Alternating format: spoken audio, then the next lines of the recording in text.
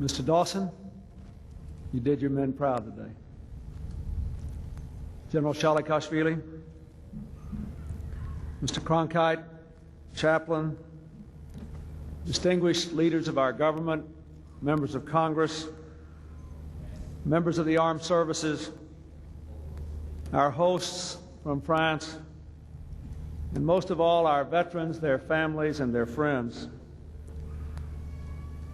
In these last days of ceremonies, we have heard wonderful words of tribute. Now we come to this hallowed place that speaks more than anything else in silence. Here on this quiet plateau, on this small piece of American soil, we honor those who gave their lives for us 50 crowded years ago. Today, the beaches of Normandy are calm.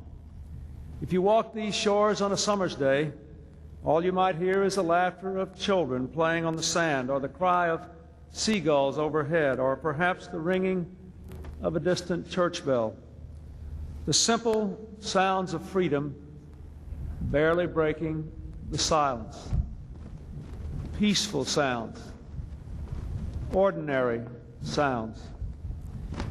But June 6, 1944, was the least ordinary day of the 20th century. On that chill dawn, these beaches echoed with the sounds of staccato gunfire, the roar of aircraft, the thunder of bombardment. And through the wind and the waves came the soldiers out of their landing craft and into the water, away from their youth and toward a savage place many of them would sadly never leave. They had come to free a continent. The Americans, the British, the Canadians, the Poles, the French resistance, the Norwegians, and others. They had all come to stop one of the greatest forces of evil the world has ever known. As news of the invasion broke, back home in America, people held their breath. In Boston, commuters stood reading the news on the electric sign at South Station.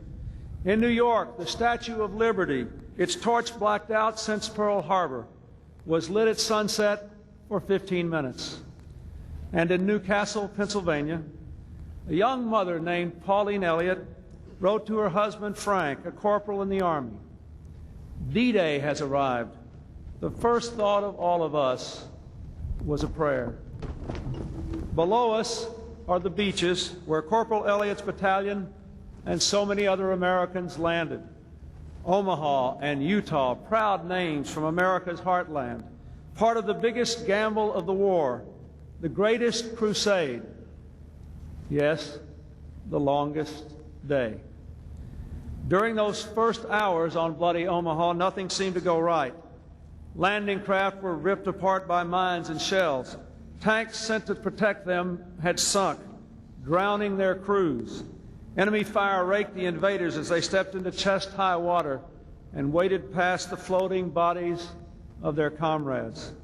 And as the stunned survivors of the first wave huddled behind a seawall, it seemed the invasion might fail. Hitler and his followers had bet on it.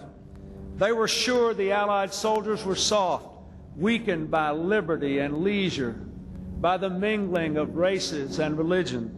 They were sure their totalitarian youth had more discipline and zeal. But then something happened.